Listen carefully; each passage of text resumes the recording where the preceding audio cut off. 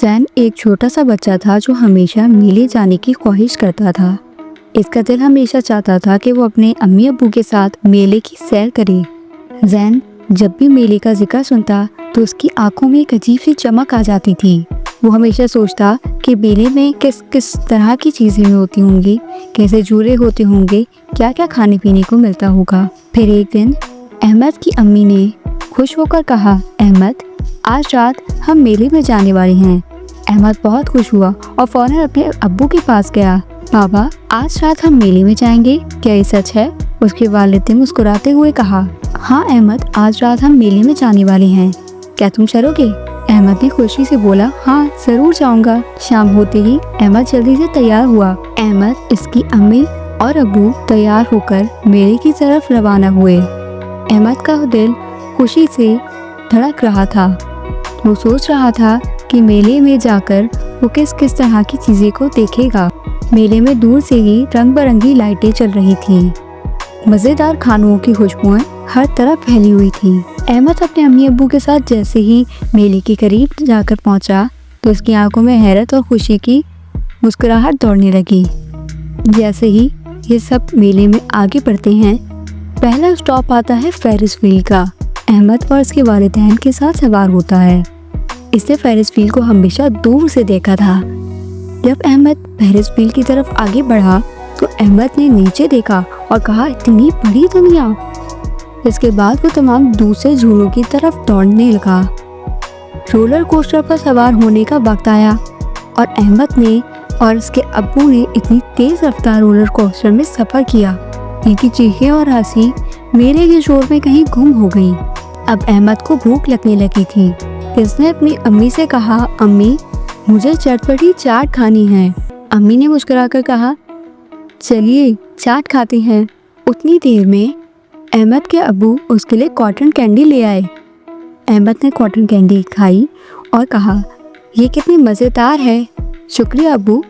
اس کا دل خوشی سے بھر آیا اور سوچنے لگا کہ آج کا دن کتنا شاندار ہے۔ اب تھوڑا آگے چلنے کے بعد میلے میں احمد کی نظر ایک چھوٹے سے کیوٹ ٹیڈی بیئر پر پڑتی ہے۔ اس نے فوراً اپنی امی سے کہا، امی مجھے وہ ٹیڈی بیئر چاہیے۔ اس کی امی نے کہا، اگر تم اچھا سلوک کرو گے اور اچھے سے پیش آؤ گے تو ہم تمہیں یہ خرید دیں گے۔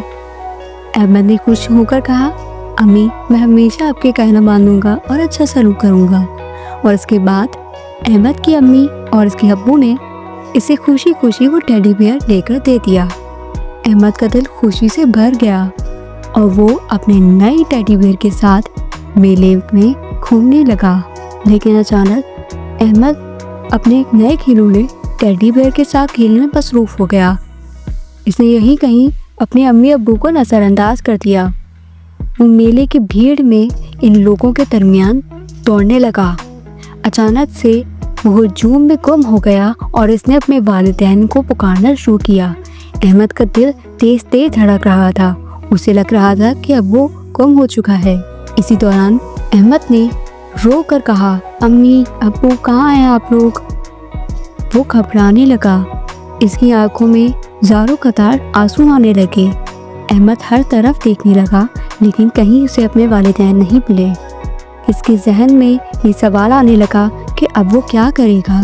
وہ دل ہی دل میں خوف زدہ تھا۔ کچھ وقت کے بعد احمد نے خود کو پرسکون کرنے کی کوشش کی۔ اس نے اپنی ماں کے ساتھ کیے گئے وعدے کو یاد کیا کہ وہ کبھی بھی ہمت نہیں ہارے گا۔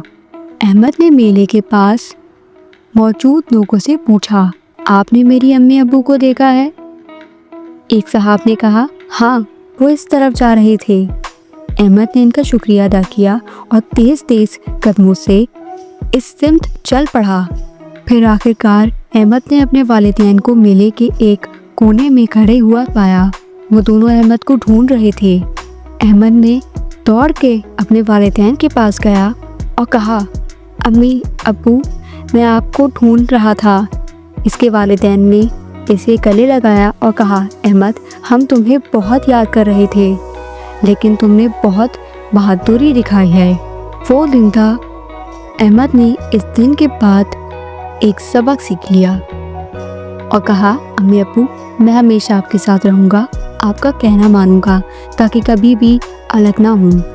اس کے والدین نے مسکرا کر کہا احمد یہ سچ ہے کہ کبھی کبھی ہمیں ایک دوسرے کے الگ ہونا پڑتا ہے، لیکن ہمیں ہمیشہ ایک دوسرے کا خیال رکھنا چاہیے۔ تو دوستوں یہ کہانی سبق دیتی ہے ہمیشہ اپنے والدین کے ساتھ رہیں، وہ جو کہیں اسے مانیں تاکہ اگر کوئی مسئلہ ہو تو ہمیں ان کا ساتھ ملے۔ نبیلہ ایک خوش مزاج اور ذہین لڑکی تھی۔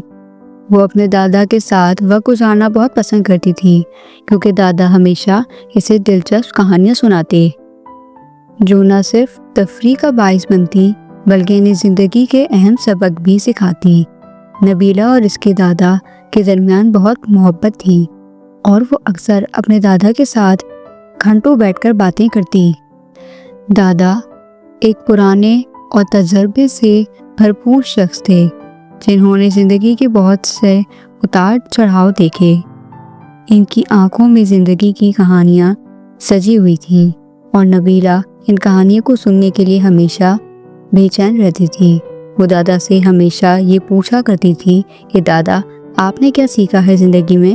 دادا مسکرا کر کہتے بیٹی زندگی سیکھنے کا نام ہے، ہمیں ہر لمحے کچھ نہ کچھ نیا سیکھنے کو ملتا ہے اور جو کچھ سیکھا ہوا ہے اسے دوسروں تک پہنچانا ضروری ہے۔ ایک دن نبیلہ نے اپنے دادا کو تھوڑا پریشان دیکھا۔ وہ کافی فکر مند ہوئی۔ دادا اپنے کمرے میں لیٹے ہوئے تھے اور ان کے چہرے پر تھکاوٹ اور کمزوری اثر انداز تھی۔ نبیلہ نے ان کی طرف دیکھا اور فوراً ان کے پاس گئی۔ دادا آپ ٹھیک ہیں؟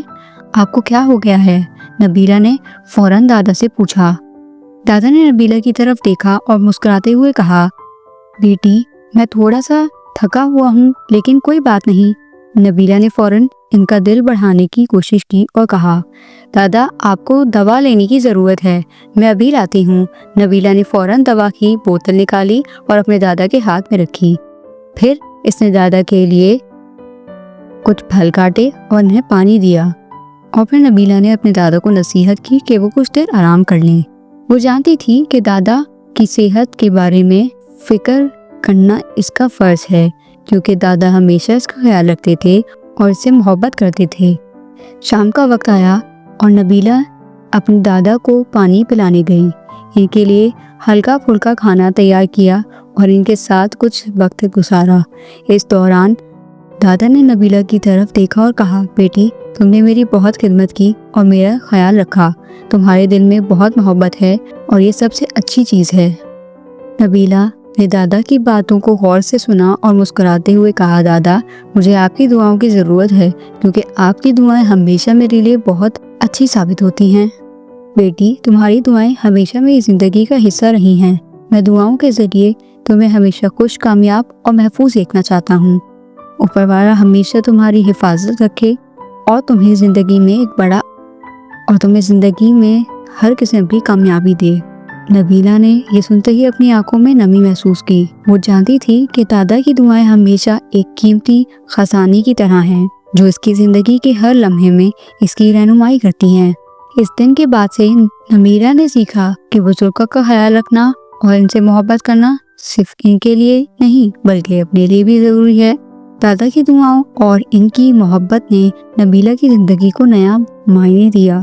اس نے اپنے دادا کی خدمت کو اپنے دل کا کام سمجھا اور ان کی دعاؤں میں اپنی زندگی کی سب سے قیمتی اثر سمجھا۔ یہ کہانی ہمیں سکھاتی ہے کہ بزرگوں کا خیال رکھنا اور ان سے محبت کرنا بہت ضروری اور اہم ہے۔ ان کی دعائیں ہماری زندگی کے لیے قیمتی تحفہ ہیں جو ہمیشہ ہماری زندگی کی رہنمائی کرتی ہیں۔ نبیلہ کی طرح ہمیں بھی اپنے بزرگوں کا احترام کرنا چاہیے، ان کی بات ماننی چاہیے اور ان کی خدمت کرنے کے لیے ہر وقت راضی رہنا چاہیے کیونکہ یہ دعائیں ہماری زندگی کو کامیاب اور خوشحال بناتی ہیں۔